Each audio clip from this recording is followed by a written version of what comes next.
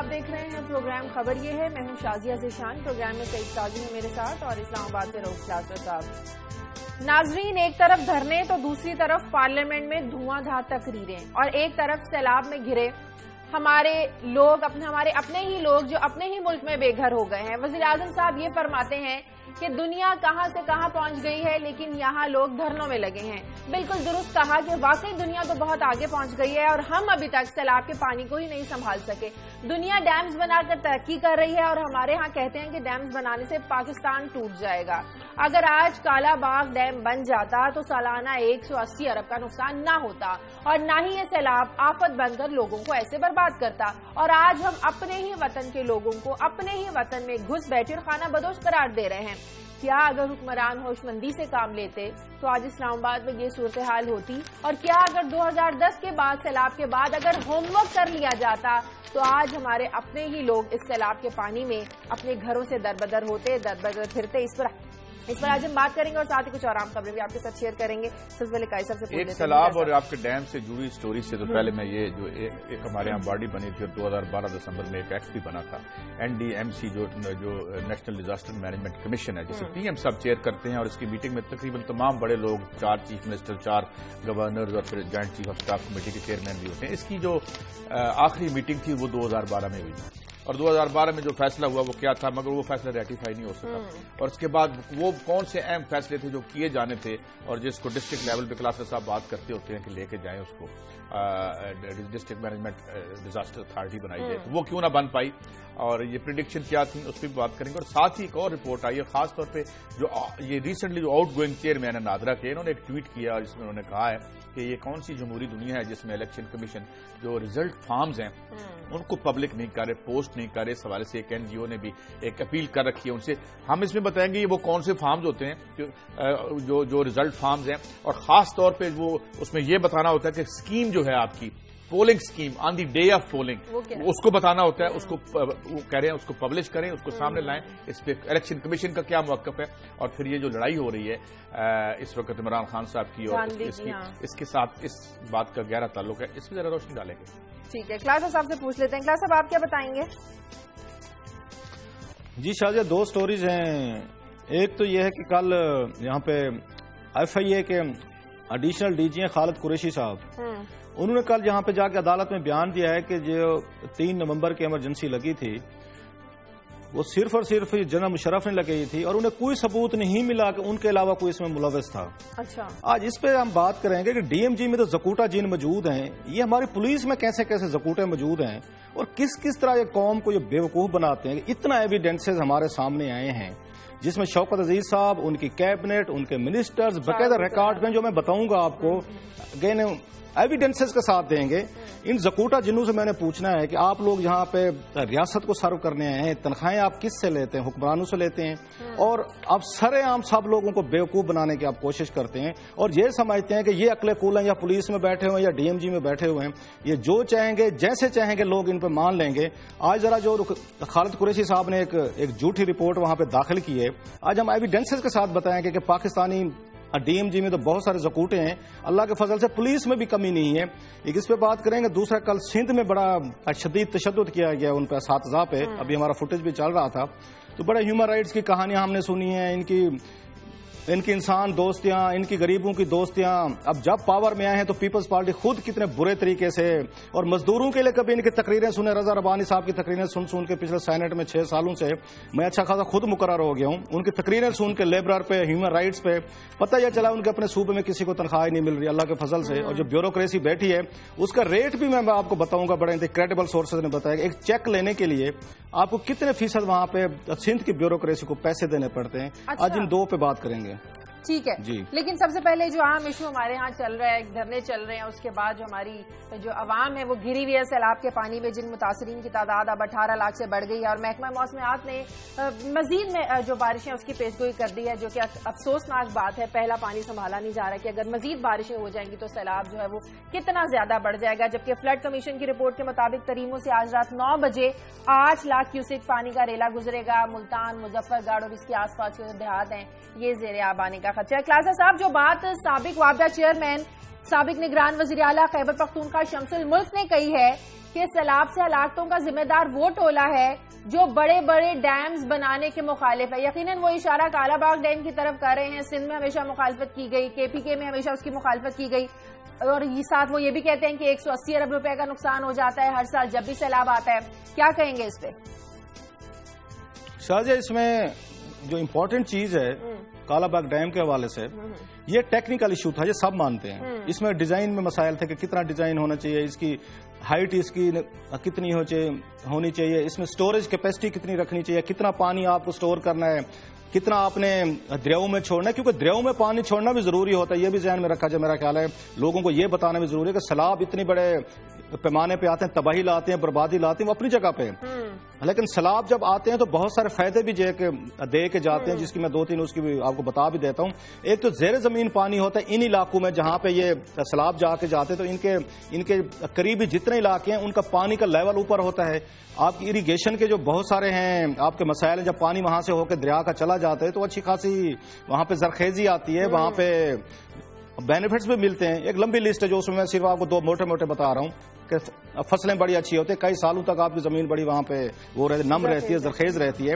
اچھا, بہت سارے جو شانے وہاں پہ ہماری سائڈ پہ میں لیا یا دوسرے علاقوں میں جو میں نے دیکھا تھا اپنے بچپن سے, جو سمجھدار ہوتے تھے وہ پانی سٹور بھی کر لیتے تھے وہاں پہ, اور دریاؤں کے کنارے انہوں نے پمپ لگا کے جب دریاؤں سے پانی گزرتے اپنی فصلوں کو بھی سیراب کرتے ہیں وہاں پہ. یہ چیزیں بھی ہوتی ہیں جو اس کا ایڈڈ بینیفٹ ہے, اگرچہ اس کا نقصان بڑے پیمانے پہ ہوا ہے کیونکہ ہم مینج نہیں کر سکے. جو رونا ہے وہ بارشوں کا آنا کوئی مسئلہ نہیں ہے, کوئی سیلاب کا آنا کوئی مسئلہ نہیں ہے, دنیا بھر میں چیزیں آتی ہیں. اصل چیز ہے کہ آپ ان چیزوں کو مینج کیسے کرتے ہیں, تباہی کے لیے لے کے جاتے ہیں یا آپ انسانوں, اپنی فصلوں اور اپنے انوائرمنٹ یا دوسری چیزوں کے لیے اس کو بہتر کرتے ہیں. جو بات وہ وابڈا چیئرمین کہہ رہے ہیں اس میں جو سب سے بڑی اہم چیز ہے, ایک تو یہ کہا جاتا ہے کہ KPK نے اس لیے مخالفت کی, جو ان کے ہمارے پشتون ہمارے وہ جو بھائی تھے, کہ یہ کالا باغ جو ہے پنجاب میں ہے اور سب سے بڑی بات ہے وہ ساؤتھ میں ہے. اگر کالا باغ ڈیم بنتا ہے, اس کی جو ریئلٹی ہوگی جو کہ بہت زیادہ ہوگی, بہت بڑا پیسہ ہوگا اس میں ہوگا, وہ ریئلٹی کس کو جائے گی؟ KPK یہ افورڈ نہیں کر سکتا کہ پانی ہمارے علاقوں سے ہوتا ہو جائے اور سٹور وہاں پہ کالا باغ کے مقام پہ ہو اور وہاں پہ ڈیم بنے اور سارے کا سارا جو پیسہ ہے وہ پنجاب میں جائے یا ساؤتھ پنجاب کو ملے. ان کو یہ اعتراض ہے. اچھا, سندھ کا اعتراض بڑا ڈفرینٹ ہے. وہ یہ کہتے ہیں کرائسس آف ایک کانفیڈینس کا ہے. ان کو پہلے ہی واٹر ریکارڈ کے حوالے سے مسائل ہیں, جو انہوں تھار گریٹر یہ کنال نکالی تھی یہاں سے, اس پہ سندھ والے کہتے ہیں کہ یہ جو واٹر ٹریٹی ہوا تھا یہ اس کی خلاف ورزی ہے. آپ کے تھل میں اور آپ کے چولستان میں بہت ساری زمینیں سول ملٹری بیوروکریسی نے لے رکھی ہیں. وہ یہ سمجھتے ہیں کہ اب جتنا پانی سٹور کرنا چاہتے ہیں آپ ہمارا حق مار کے, ہمارے کسان کا حق مار کے جو دریائے سندھ کے کنارے بستے ہیں اور ان کی فصلوں کو اور ان کی زمینوں کو زرخیز کرتا ہے سال میں 1-2 دفعہ, وہ یہ چاہتے ہیں آپ اس پہ ڈاکہ مارنا چاہتے ہیں, آپ پانی روکنا چاہتے ہیں ہمارا جو ہماری سائڈ پہ آتا ہے. یہ وہ ٹیکنیکل ایشوز تھے جو سارے میں سمجھتا ہوں یہ کرائسس آف کانفیڈینس سے شروع ہوئے. KPK کو اگر پیسوں کا مسئلہ تھا, رائلٹی کا مسئلہ تھا کہ یہ کیوں بن رہا ہے کالا باغ کے ڈیم, اس میں ان کو پرابلم تھا. جس کی مثالیں دیتے نوشہرہ ڈوب جائے گا, فلاں شہر ڈوب جائیں گے, اور جس کے اگینسٹ بھی آرگومنٹ آتا رہا ہے. تو لہذا ہر معاملے پر, ہر مسئلے پر یہ مذاکرات کر سکتے ہیں, ساتھ بیٹھ سکتے ہیں, قراردادیں پاس کر سکتے ہیں, لیکن کالا ڈیم باغ پر ہم نے نہیں دیکھا کس کے حق میں کبھی کوئی قرارداد آئی ہو یا پارلیمنٹ پر اس پر کوئی بات ہوئی ہو. مجھے بریک لینے دیں, بریک کے بعد واپس آتے ہیں, مزید اس پر بات کرتے ہیں.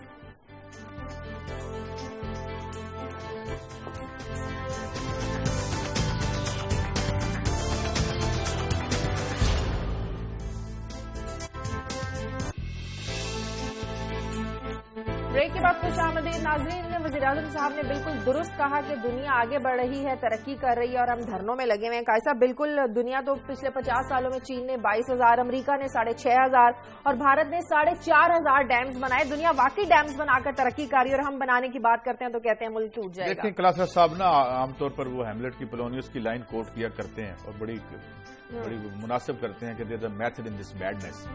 تو بات یہ ہے کہ ٹھیک ہے یہ ٹیکنالوجیکلی تو مجھے پتہ نہیں. کلاسر صاحب جب میں 85 میں کے قریب اس دشت صافت میں آیا تو جو پہلا سیمینار یہاں منعقد ہو رہا تھا وہ کالا باغ ڈیم پہ تھا, جس میں ولی خان آزاد تھے, وہ بھی تشریف لائے, انجینئرز آئے, بڑی خاک اڑائی گی نہ جانے کیا ہو. مسئلہ یہ نہیں ہے, مسئلہ ایک اور بھی ہے. اس کو ایک ذرا اور ہے, آپ کی بات ٹھیک کہہ رہے ہیں, ہوں گے کوئی ٹیکنیکل مسائل, مگر یہ کون سے ٹیکنیکل مسائل ہیں؟ 4 بندے باہر سے بلوا لیں, اگر یہاں ہمارے پاس ایسے سائنسدان موجود نہیں ہیں تو ایک آپ ان کو بلوا کے کروا لیتے. مسئلہ یہ ہے کہ اگر یہاں آپ نے پانی سے سستی بجلی بنانی شروع کر دی تو پھر فرنس آئل سے نہیں بنے گی, پھر فرنس آئل کیسے ہم امپورٹ کریں گے؟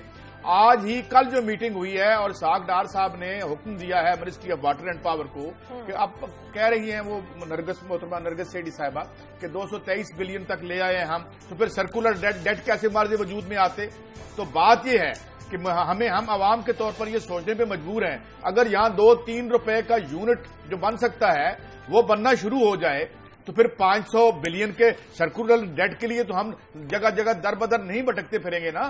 تو اور یہ جو ANP کا جو سٹینس اس پہ رہا ہے، میں ٹیکنالوجیکلی میرا اس میں کچھ پتہ نہیں ہے، لیکن یہ تو میں کہہ سکتا ہوں ممکن ان کا سٹینس ٹھیک ہو، لیکن ہم اس ٹیکنالوجیکل ہچ کو دور تو کر سکتے تھے۔ آج KPK کا نام بدل لو، عید فلاں دن کر لو یا فلاں دن کر لو، اور اس ڈیم نہ بننے کے بعد جو زندگی ہے اس وقت ورسٹ فگرز ہیں KPK کے، جہاں پہ یہ حکومت پچھلے 4-5 سال کرتے رہے۔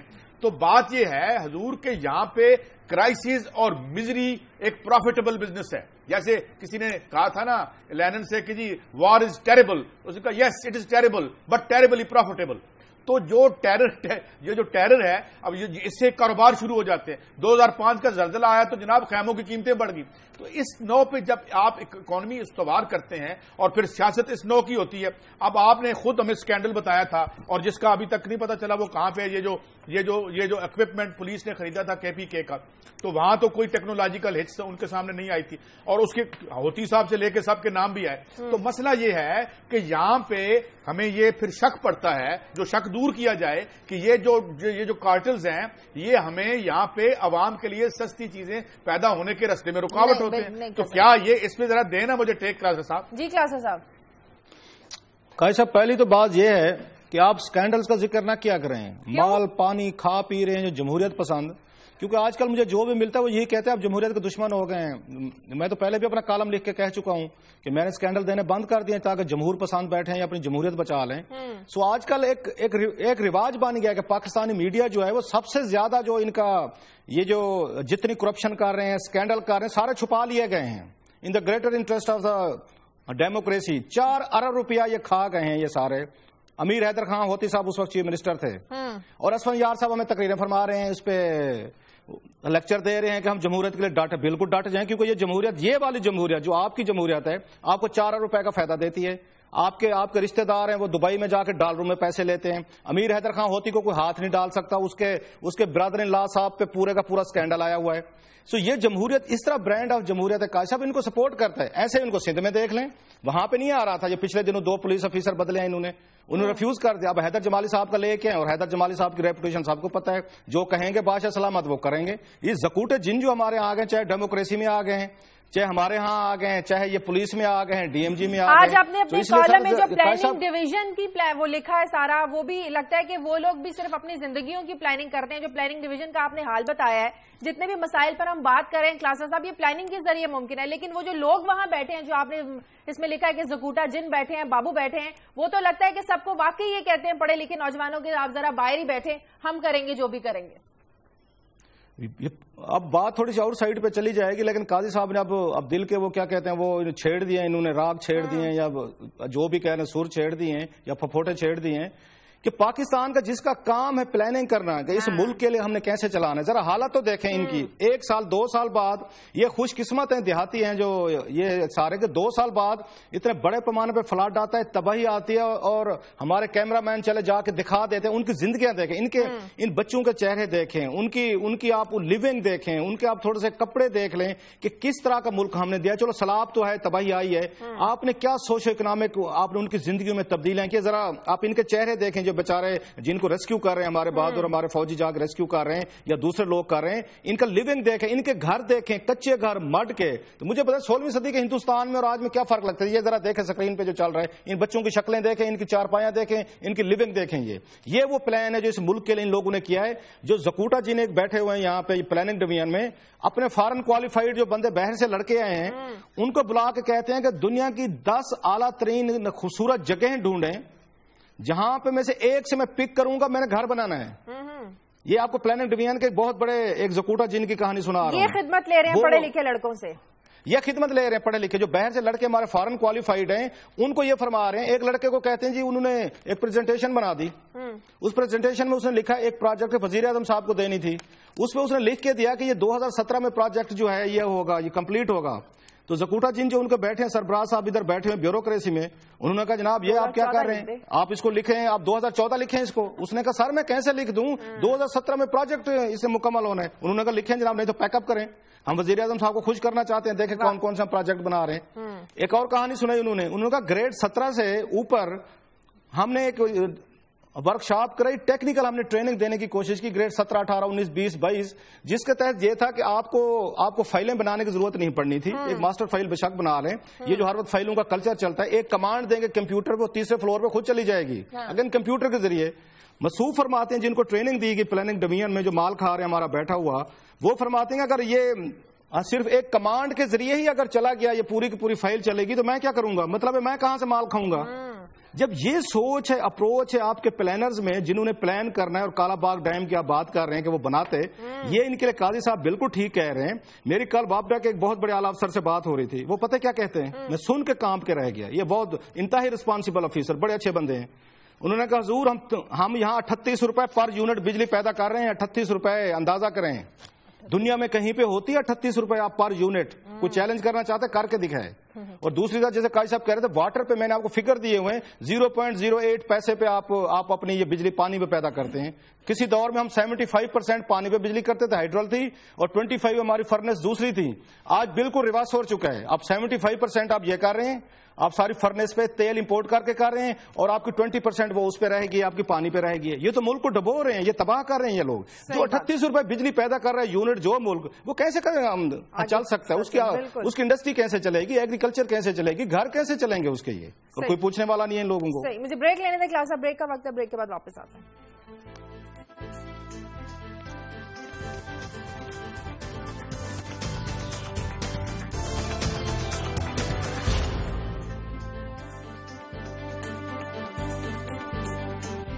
بریک کے بعد خوش آمدید سے آپ کی خبروں کی طرف آتے ہیں. نیشنل ڈیزاسٹر مینجمنٹ کمیشن، جس کا آپ بتا رہے تھے کہ اجلاس 2012 کے بعد ہوا ہی نہیں.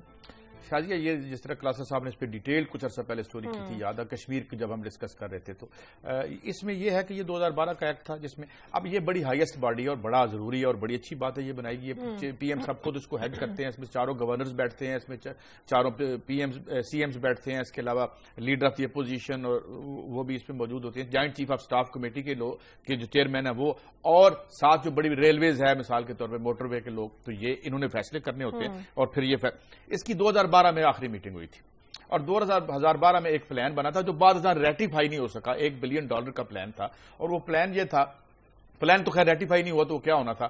چنانچہ اس کی 2012 میں تو نواز شریف صاحب نہیں تھے اس وقت، جو ہیں وہ جو آخری میٹنگ تھی وہ غالباً گیلانی صاحب تھے، یقیناً وہی ہوں گے، مگر یہاں اب 18 مہینے گزرنے کے بعد اس کی میٹنگ نہیں ہوئی.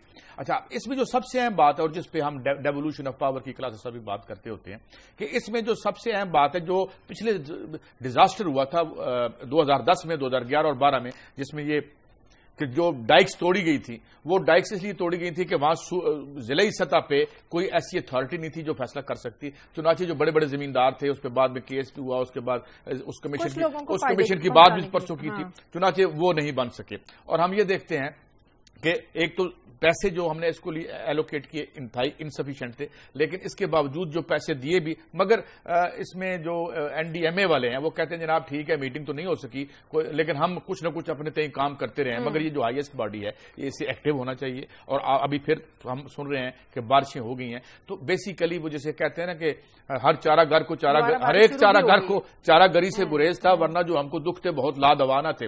تو یہ ڈیزاسٹر میٹیگیٹ ہو سکتے ہیں اگر these bodies are alive to their جو پلاننگ ہے. اس کے ساتھ ہی میں دوسری سٹوری بھی ختم کرتا ہوں، پھر کلاس صاحب کی طرف چلتے ہیں. کلاس صاحب ایک اور بات، آج آؤٹ گوئنگ جو ہمارے نادرا کے چیف ہیں، انہوں نے ایک ٹویٹ کی اور وہ کہتے ہیں کہ یہ کس طرح کی ڈیموکریسی ہے جس میں جو ریزلٹ فارمز ہیں وہ ابھی تک پبلک نہیں کیے ہمارے الیکشن کمیشن نے. میں تھوڑا سا عرض کر دوں کہ 4-5 قسم کے فارمز ہیں، اور جو پریزائڈنگ آفیسر ہے جب وہ ووٹ گنتا ہے تو اس کا ظاہر ہے اس کو کنسالیڈیٹ کرتا ہے، اس کی ایک رپورٹ بنتی ہے. اس کے ساتھ ہی دوسرا فارم ہوتا ہے جس میں جو کہ بیلٹ پیپر آئے اور جتنے یوز ہوئے ان کی تفصیل ہوتی ہے، اور اس کے ساتھ ہی ان کو کنسالیڈیٹ کر کے پھر آپ اس کو بھیجتے ہیں جو آپ کے آروز ہیں، آروز جو ہیں پھر ان کا سم ٹوٹل کر کے بناتے ہیں اور اس کو الیکشن کمیشن میں اسی رات انہوں نے بھیجنا ہوتا ہے. مگر اس کے ساتھ ایک اور بڑا امپورٹنٹ فارم ہے کلاسر صاحب, وہ یہ ہے کہ جس پہ جو اعتراض عمران خان صاحب نے بہت سی کانسٹیچوئنسی کے حوالے سے کر رکھا ہے, اور جو ان کا وائٹ پیپر آیا ہے اس میں بھی یہ موجود ہے, اور وہ یہ کہ جی بہت سے جو پولنگ سٹیشنز تھے ان کو تبدیل کیا گیا آن دی ڈے آف پولنگ. تو it is binding by law, by the representation act کے تحت آپ کو یہ بتانا ہے کہ کس دن پولنگ کس پولنگ سٹیشن پہ جو مقام ہے اس کو آپ پبلک کریں. اس پہ ایک این جی او نے بھی ایک ریکویسٹ ڈالی ہوئی ہے جو کہ الیکشن کو مانیٹر کرتی ہے, انہوں نے باقاعدہ ان کی ویب پہ یہ ریکویسٹ موجود ہے کہ جناب اس کو آپ پبلک کریں. اس پہ الیکشن کمیشن یہ کہتا ہے جی کہ اس میں ہم اس کی ایک تو ہم قانونی صورت دیکھ رہے ہیں کہ کوئی پیچیدگی تو نہیں ہوگی اس کو ڈالنے میں, حالانکہ آئین کے اور یہ بھی وہ فرماتے ہیں کہ جناب آئیں ہمیں درخواست دیں, ہمیں فیس جمع کروائیں تو ہم یہ آپ کو پیش کر دیں گے. یہ سٹوری میں نے اس لیے سب ٹیک اپ کی ہے کہ ایک مجمع آپ کے جہاں آپ پروگرام کر رہے ہیں اس کے پہلو میں تھوڑا دور بیٹھا ہے, اس کے یہی مطالبات ہیں, اور ہمیں یقین ہے کہ یہ بڑے الیکشن شفاف طریقے سے ہوئے ہوں گے. مگر یہ 4-5 ڈاکیومنٹ اگر آپ پبلک کر دیں تو بلا وجہ اعتراض کرنے والوں کا منہ خود ہی بند ہو جائے, اور یہ جو قضیہ بنا ہوا ہے گو پرائم منسٹر کم پرائم منسٹر یہ ختم ہو, اور عوام کو پتا چلے کہ ان کا الیکشن ہوا تھا یا ان کے ساتھ فراڈ ہوا تھا. تو اس پہ ذرا بتائیں آپ کیا کہیں گے. جی کلاسر صاحب. قائد صاحب یہ جو جس کی این جی او کا آپ ذکر کر رہے ہیں, ایک تو اللہ کے فضل سے جو اس کو چلاتے ہیں کروڑ پتی لوگ ہیں, اور کبھی ان کی رہائش دیکھیں, ان کے گھر دیکھیں, ان کے دفتر دیکھیں, ان کا رہن سہن دیکھیں, مجھے حیرانی ہوتی ہے کہ بس انہوں نے جتنا کمانا تھا کما لیا, کمائیں. ایک چیز میں قائد صاحب بتائیں, کچھ عرصہ پہلے اسی این جی او پر جس پہ آپ سٹوری کر رہے ہیں, جس کو آپ یہ پبلک کا ان کو مروڑ اٹھ گیا ہے, ان پہ پرچے ہوئے تھے, مقدمے ہوئے تھے, ایف آئی آرز ہوئی تھی, یاد ہیں آپ کو سر؟ نہیں اس ایف آئی آر کا کبھی ہم نے سنا کہ اس کا کیا بنا؟ ان پہ پرچے ہوئے تھے, انہوں نے بہت سارے جھوٹ ہیں, ان پہ الزامات لگے تھے کہ آپ نے بہت ساری چیزوں کی غلط اور جھوٹ ہی آپ نے پروپیگیشن کی ہے, اور غلط فیکٹس دیے, آپ نے غلط فگرز دیے. یہ اسی ہی این جی او صاحبہ, یہ صاحبہ جو ہیں, این جی او صاحبہ ہی ہوں گے نا, بیگم صاحبہ کی طرح یہ بھی. تو یہ جو ہیں ان پہ پرچے ہوئے, مقدمے ہوئے, لاہور میں ہوئے, اور انہوں نے جو میری اطلاعات ہیں انہوں نے آگے پیچھے ہو کے جو پاکستانی سٹائل ہے اس کے بعد خاموشی ہو گئی, صلح صفائی ہو گئی. اور آپ کو پتہ ہے پاکستان میں صلح صفائیاں کیسے ہوتی ہیں. سو پھر آپ یہ ممی ڈیڈی قسم کی اس پہ آ گئے ہیں جی, ایک لیٹر لکھ دیا, آپ کو بھیج دیا, دفتر میں بہت سارے ملازم بیٹھے ہیں, کسی کا ہاتھ میں چٹ پکڑوا دی, چلو یار یہ ڈال دو, جو میں یہ کہہ رہا ہوں ان الزامات جو نادرہ کی چیف کہہ رہے ہیں کہ جناب آپ کون سا الیکشن کمیشن ہے کہ یہ جو پبلک ڈاکیومنٹس ہیں یہ اتنا ریلیکٹنٹلی آپ ہمیں کیوں دے رہے ہیں. میں فیفن کی انٹیگریٹی پہ میرا کوئی میں نے اس پہ کام نہیں کر رکھا, اور این جی اوز پہ آپ کو پتا ہے میری پوزیشن کیا ہے, اوور آل اچھی این جی اوز بھی ہوگی, لیکن بات یہ ہے کہ یہ تو آئینی ذمہ داری ہے ان کی, اس سے وہ کیوں ریلیکٹڈ. اور آپ کو یاد ہوگا ہم نے ایک اور سٹوری کی تھی, حلقہ ان 118 کے جو اس نادرہ نے کھولے تھے وہ جو تھیلے ہیں, اس تھیلے میں سے جو انہوں نے جواب آفیشلی دیا تھا کہ اس میں نہ جانے آپ نے کیا ہمیں بھر کے بھیج دیا. تو یہ جو چیز ہے میں ان کی کریڈیبلٹی پہ نہیں جا رہا, بات یہ ہے کہ جو کریڈیبلٹی نہیں, ان کی کریڈیبلٹی پہ بات کیوں نہیں کرنی چاہیے؟ آپ کی میری کریڈیبلٹی پہ بات ہوتی ہے, ہو سکتی ہے. 80% این جی اوز کی کوئی کریڈیبلٹی نہیں ہے. صاحب میری سنیں, سارے مال بناتے ہیں. کہہ رہا ہوں یہ آسمان سے اترے ہوئے ہیں, یہ فارن فنڈنگ ہے, پیسے لے, یہ نہیں, میں وہی کہہ رہا ہوں یہ فارن فنڈنگ انسٹیٹیوشنز ہوتے ہیں. اصل چیز یہ ہے کہ کروڑوں اربوں روپے اگر آ رہے ہیں اس ملک میں, آنے چاہیے, وی آر فار اٹ, تو ان کا سوال نہیں اٹھا سکتے. کیوں نہیں اٹھا سکتے بھائی؟ سر بات یہ ہے کہ یہ ایک علیحدہ سیگمنٹ ہو سکتا ہے کہ فیفن جو پیسے لیتی ہے وہ اس کام کے لیے استعمال کر رہی ہے جو اس کو ملے ہیں, یہ ذاتی انریچمنٹ کرنے, یہ ایک علیحدہ سٹوری ہوگی. میں اس وقت یہ کہہ رہا ہوں کہ جانتا ہوں ذاتی طور پر, میں اس وقت کہہ رہا ہوں کہ دو طرف سے الزامات آئے ہیں, ایک طرف سے اس کی طرف سے آیا ہے اور ایک طرف سے سابق چیئرمین یہ کہہ رہا ہے کہ جناب اس کو پبلک کر دیں. پبلش نہیں کر رہے ہیں اس وقت. ہم یہ دونوں سیپریٹ ایشو ہیں, یہ اس کو ہم علیحدہ علیحدہ کر لیتے ہیں, لیکن یہ جو الیکشن کمیشن سے یہ پوچھا جا رہا ہے وہ کیا انہیں اس کا جواب نہیں دینا چاہیے؟ اور حلقہ این 118 کے بارے میں جو نادرہ نے الیکشن کمیشن کو کہا تھا اس کا جواب نہیں آنا چاہیے؟ بالکل آنا چاہیے. میں تو طارق ملک صاحب کو زیادہ کریڈیبل سمجھتا ہوں. ملک صاحب نے ایک فائٹ کی ہے, بہادر آدمی ہے, ڈٹ کے یہاں پہ انہوں نے وہ چیزیں دیکھی جب اکیلے تھے. آج عمران خان صاحب اور ان کے حامیوں کو بڑا ان کا یاد آتی ہے, بڑا ان کا دکھ آتا ہے, بڑی ان کی وہ ہٹ ہے. جب ان کے ساتھ جہاں ان کی فیملی کو یہاں پہ تھریٹ کیا جا رہا تھا, ان کے ساتھ ان کے خلاف مقدمے قائم کیے جا رہے تھے, عمران خان صاحب اس وقت دعوت عام دے رہے تھے چودھری نثار علی خان صاحب کو, کہا میری پارٹی میں تشریف لیں. وہی چودھری نثار علی خان جنہوں نے ان کا جینا حرام کر دیا تھا اور ان کی فیملی کا حرام کر دیا تھا. سو وہ بھی وہی والا حساب ہے کہ جب آج کل وہ فرماتے ہیں جی وہ آئیں گے اور بیٹھ کے وہ دھاندلی کے قصے سنائیں گے کیونکہ اب ان کو سوٹ کرتی ہیں چیزیں. اس وقت ان کو سوٹ کرتی تھی. عمران خان صاحب چپ تھے. ان سے پوچھا جانا چاہیے تھا کہ جب طارق ملک صاحب یہ ساری ڈیمانڈز اس وقت کر رہے تھے, لڑ رہے تھے, چیزیں کر رہے تھے, تو اس وقت پی ٹی آئی کہاں کھڑی تھی؟ نہیں کھڑی تھی, چپ کر کے گھر بیٹھے تھے. اس وقت تو گپیں لگ رہی تھی, ملاقاتیں ہو رہی تھی. بنی گالا پہ وزیر اعظم صاحب بھی آ رہے تھے. چودھری نثار صاحب سب سے اچھے بندے تھے اس وقت, جن کے بارے میں آج فیلڈ مارشل کا انہوں نے ان کو لقب دیا. چودھری نثار علی خان صاحب سے اچھا بندہ ہی نہیں تھا کوئی اس وقت پی ٹی آئی کے نزدیک. ابھی بھی وہ کہتے ہیں ان کو تشریف لیں جنہوں نے بندے مارے ہیں, آرڈر کیے ہیں, سوئی گئے سوئی بلا بلا, ان کو آنسو گئے سوئی, سب کچھ ہوا. سو یہ جو سوئچ اوور کرتے ہیں نا ہمارا سیاستدان, اور یہ سمجھتا ہے کہ بعض لوگ صرف اس کام کے لیے ہوتے ہیں کہ ان کو استعمال کیا جائے. یہ مورے ہیں, آج طارق ملک کو آگے کر دو, اس کو پیچھے کر دو, اس کو ہٹا لو, اس کو فلاں کر دو. سو یہ تھوڑا سا اپنی پوزیشن بھی تھوڑی سی ان کو کلیئر کرنی چاہیے کہ جب ملک صاحب جو باتیں کر رہے تھے, ایک ان نے بگر سٹینس لیا ہوا تھا. آپ کی پی ٹی آئی اس وقت چودھری نثار علی خان صاحب کے ساتھ کھڑی تھی, اور اس کی فیملی کو انہوں نے ہراس کیا. ان کی فیملی کو انہوں نے بڑے غلط طریقے سے غلط کام کیے گئے, ان کو تھریٹس کی گئی, ان کی بچیوں کو کی گئی. اس وقت پی ٹی آئی کے کسی بڑے لیڈر کی طرف سے کوئی بیان نہیں آیا. اور دوسری بات ہے, آپ کہہ رہے ہیں کہ ان کی عینی ذمہ داری, آپ خود کتنی سٹوریز کرتے ہیں اس میں سے. یہ عینی ذمہ داری کیا ہے کہ سلمان فاروقی صاحب کو عیدی چاہیے, وہ یہ پریزیڈنٹ زرداری صاحب کے وہ ہیں, وہ سیکرٹری جنرل تھے, آج کل اللہ کے فضل سے محسب ہیں, ان کو عیدی مل جاتی ہے. یہاں پہ آصف حیات صاحب, یہ کانسٹیٹیوشن بتا رہا ہوں نا, آپ کہتے ہیں کہ یہ کانسٹیٹیوشن ریکوائرمنٹ بتا رہا ہوں کیا کیا ہوتی ہیں ان بابوز کی. یہ زکوٹے جن ہمارے ہم نے پیدا کر لیے ہیں.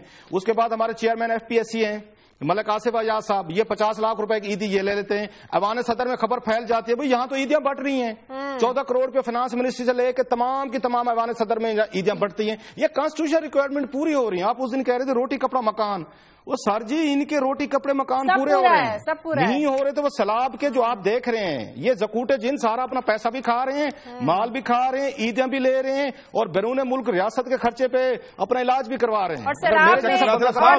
ایک مجھے بڑی خوشی آپ کی بات کی, دیکھیں نا, یہ اب ہمارا آپ کا کم از کم وطن عزیز میں اور متحارب گروہوں کا اتفاق رائے ہو نہ ہو, مگر میرا اور آپ کا اتفاق رائے جمہوریت کی حسن کے حوالے سے آگے بڑھ رہا ہے. سر جمہوریت, میری جمہوریت کی ڈیفینیشن ڈفرینٹ ہے.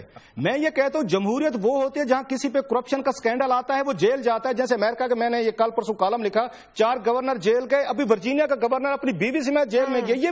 یہ جمہوریت ہوتی ہے. آپ کو اس میں یہ مارشاء اللہ میں کسی پہ سکینڈل بھی آ جائے کوئی جیل نہیں جاتا کہ ڈنڈا ہے, ایک بندہ ہے, ون مین رول ہے, بادشاہ سلامت ہے.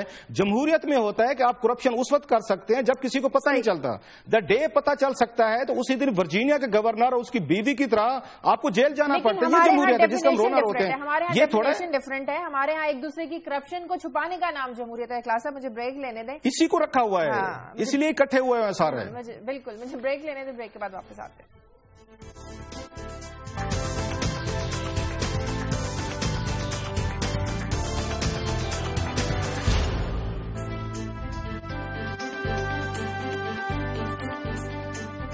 بریک کے بعد خوش آمدید. جی کلاسر صاحب, خالد قریشی جو رپورٹ پیش کی انہوں نے خصوصی عدالت میں, لگتا تو ایسے ہی ہے کہ یہ مشرف کے ساتھیوں کو بچانے کا ایک مشن ہے. شاہجہاں اس سے پہلے کہ اس پہ کامنٹ کرے, پہلے تو قوم کو مبارکباد دیں, جمہوریت بچ گئی ہے. ڈی جے بٹ صاحب پکڑے گئے ہیں. عمران خان صاحب کے اس میں وہ میوزک کو اور وہ ان کے ترانے وغیرہ جو ان کی پارٹی کے تھے کرتے تھے, تو ڈی جے بٹ صاحب آج پکڑے گئے ہیں, پھڑے گئے ہیں. جو پنجاب پولیس آج کل قبضہ کر چکے اسلام آباد پہ. اس وقت ان کا 27 سکول, مجھے ڈیلی میسیجز آ رہے ہیں پیرنٹس کے, اور ان کے سب کوئی میل کر رہا ہے, کوئی لکھ کے بھیج رہا ہے. 27 سکولوں پہ قبضہ ہے پنجاب پولیس کا, بلکہ پورے پہ ہے. یہ پرسوں تو میں خود بڑے مشکل سے پنجاب پولیس کے میں نوجوانوں سے بچا ہوں. میں جتنی تیزی سے وہ گاڑی لے کے آ رہے تھے, کیونکہ انہیں سینس ہے ڈرائیونگ کی. اسلام آباد کی ڈرائیونگ سینس بڑی ایک ڈفرینٹ ہے. وہ کہتے ہیں ہم آ رہے ہیں تو رستہ فوراً چھوڑیں. اب میرے پاس آپشن تھا, موٹر سائیکل والا میری سائڈ پہ تھا, یہ لیفٹ پہ, کہ میں اس کو بچاؤں, اس کو کراس کر کے ان کو رستہ دوں, اور وہ 120 کی زیادہ سپیڈ پہ آ رہے تھے, جو اسلام آباد میں امیجنبل بھی نہیں ہے. یہ بتا رہا ہوں پنجاب پولیس جہاں پہ وہی بروٹیلٹی اب لا رہی ہے اسلام آباد میں, جو ان کا کلچر ہے جس کے لیے مشہور ہے اللہ کے فضل سے. ہماری تو ڈی جے بٹ صاحب پھڑے گئے ہیں.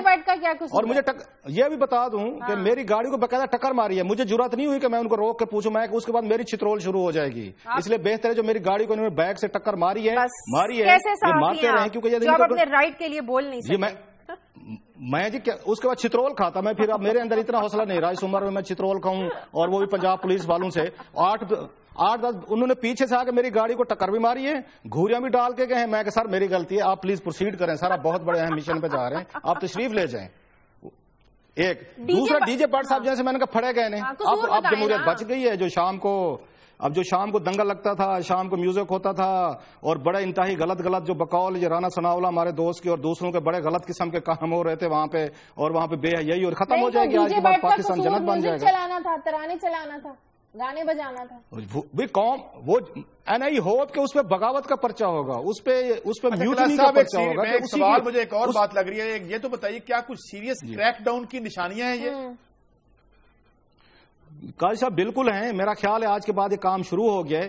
جو بات حکمرانوں کو سمجھ نہیں آ رہی، اور جب یہ مشورے لیں گے اچک زئی صاحب جیسے، آفتاب شیر پوش صاحب جیسے لوگوں سے، تو اس کا ریزلٹ یہی نکلے گا. ایک طرف کہتے ہیں کہ مذاکرات آخری مرحلے میں داخل ہو گئے، اور پکڑ کس کو رہے ہیں؟ بھائی عمران خان کو پکڑیں. اگر آپ بہادر ہیں، بڑے آپ فیصلے کرنے کی پوزیشن میں، تیمور قادری صاحب کو پکڑ لیں جو ان کو لے کے ہیں. عمران خان کو پکڑیں. آپ ان کے دوسرے شاہ محمود قریشی صاحب کو پھڑ لیں جب وہ یہ مذاکرات کے لیے آپ کے ساتھ بیٹھتے ہیں. 2-4 پنجاب پولیس کے لے جائیں گارڈ، اٹھائیں بھی ان کو، ڈالیں ڈالے میں. ان کو پکڑیں. ڈی جے بٹ غریب کا کیا قصور ہے جس کو بیٹھا ہے وہاں پہ وہ میوزک سنا رہا ہے اور وہ پارٹی کے ترانے چلاتا ہے؟